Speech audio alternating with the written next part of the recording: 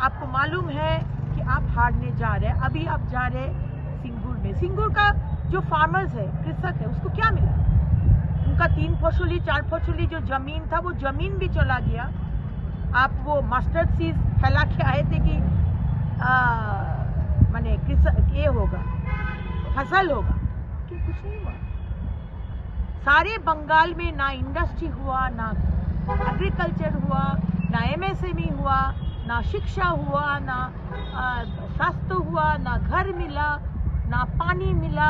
हमारे परिवेश को पूरा खत्म कर दिए। सिर्फ चोरी, सिर्फ चोरी, चोरी, चोरी। कोई सरकारी नहीं है।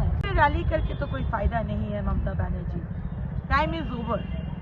15 साल आपको दिए थे बंगाल के लोग। आप जब 2008 साल 4 अक्टूबर जब नैनो कारखाना को बंद करके टाटा को जब वहाँ से भगा दिए और आप बोले थे कि डबल डबल नौकरी होगा।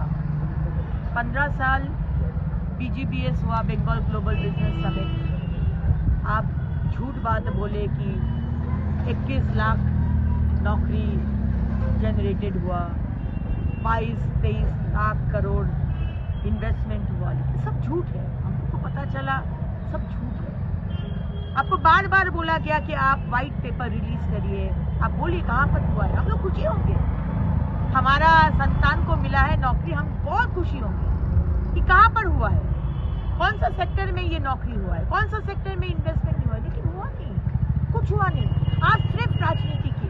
और आज भी आपको मालूम है कि आप हारने जा रहे हैं। अभी आप जा रहे हैं सिंगूर में। सिंगूर का जो फार्मर्स है, कृषक है, उसको क्या मिला? उनका 3 फसली 4 फसली जो जमीन था वो जमीन भी चला गया। आप वो मस्टर्ड सीड्स फैला के आए थे कि माने कृषक ये होगा, फसल होगा, कि कुछ नहीं हुआ। सारे बंगाल में ना इंडस्ट्री हुआ, ना एग्रीकल्चर हुआ, ना एमएसएमई हुआ, ना शिक्षा हुआ, ना स्वास्थ्य हुआ, ना घर मिला, ना पानी मिला। हमारे परिवेश को पूरा खत्म कर दिए। सिर्फ चोरी, सिर्फ चोरी, चोरी, चोरी। कोई सरकारी नहीं है। आप घूस दो, कुछ भी काम आप करवा लो, यहाँ कोई सरकार नहीं है।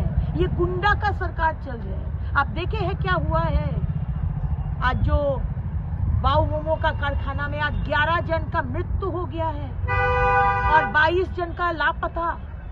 कुछ नहीं बचा है, सिर्फ हड्डी के। क्यों हुआ है ये आपके लिए हुआ है ममता बनर्जी, आपके लिए, आपका सरकार के लिए, आपका मंत्री के लिए। तो ये जो सरकार है ना, ये सरकारी है नहीं, ये गुंडा लोग चला रहे हैं और इसका परिवर्तन होना बहुत बहुत जरूरी है। जो बुजुर्ग है हमको एडवाइस देंगे, जो यंग ब्लड है, जो नया है, जो पुराना है, सबको लेकर और सबके लिए काम है। ये बहुत बड़ा लड़ाई है। 2026 का ये विधानसभा वोट तृणमूल जैसा एक निकृष्टतम पार्टी के लिए, जिसका कोई नीति नहीं, कोई आदर्श नहीं, कुछ भी लेवल तक वो लोग स्टूप डाउन कर सकते हैं सत्ता के लिए, इसका जो लड़ाई है ये मामूली लड़ाई नहीं है। लेकिन क्या बात है कि बंगाल के लोग हमारे साथ, बंगाल के लोग चाहते हैं कि इस बार परिवर्तन हो। बंगला अस्मिता के ऊपर अत्याचार हो रहे, कितना दिन बुर्बक बनाएंगे बंगाली लोगों को? बंगाली लोगों को समझ में आ गया है ममता बनर्जी आप क्यों नहीं ऐसा याद चाहते हैं। आप जब विरोधी नेत्री थे, आप पार्लियामेंट में खड़े होकर प्रतिवाद किए थे कि बांग्लादेश का मुसलमान इधर घुस रहे, तब लेफ्ट गवर्नमेंट था, तब आप प्रतिवाद किए। आज 15 साल बाद आप बोल रहे कि नहीं, SIR होना नहीं चाहिए, क्योंकि यही लोग आज आपका वोट बैंक बन गया है। ये मालूम चल गया है। किस तरह का उत्साह आपको बोल रहे हैं कि एक पहली बात है कि ये परिवारवाद पार्टी नहीं है। नितिन नवीन जी एक बहुत ही डेडिकेटेड भारतीय जनता पार्टी के कार्यकर्ता थे और वो कार्यकर्ता आज हमारे सर्वभारतीय नेशनल अध्यक्ष बने। तो ये संभव है भाजपा पार्टी में ही, दूसरे पार्टी में ये संभव नहीं है। तो ये जो एक डेमोक्रेसी कि कोई भी आज उस पोजीशन में जा सकता है अगर आप पार्टी के लिए निष्ठा से काम करें, ये बहुत कॉन्फिडेंस के बात है, बहुत ही खुशी की बात है। और हम लोग बहुत गर्वित है कि नितिन नवीन जी का ये पहला जो पश्चिम बंगाल के सफर और अध्यक्ष बनने के बाद भी सेकंड सफर आज दुर्गापुर से शुरू हुआ।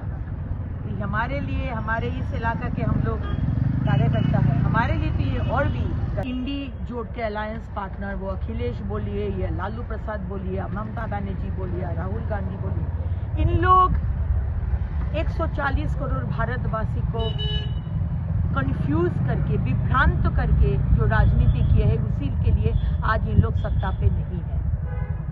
आज कांग्रेस एक्सटिंक्ट होने का जगह में है। अखिलेश जी आप सरकार में नहीं है, लल्लू जी आप हार गए हैं इसी के कारण के लिए, क्योंकि भारत के लोग को समझ में आ गया है कि कौन भारत के लिए अच्छा है और कौन सा पदक्षेप भारत के लिए ठीक नहीं है। ये भारत के लोगों को समझ में आ गया है। आप जितना भी एनआरसी बोल के झूठ बात और झूठ फैलाने का कोशिश करें, भारत के लोगों को पता है कि एकमात्र भारतीय जनता पार्टी, राष्ट्रवादी पार्टी और माननीय प्रधानमंत्री जी जो हमारे अभिभावक हैं, वही भारत को बचाएंगे।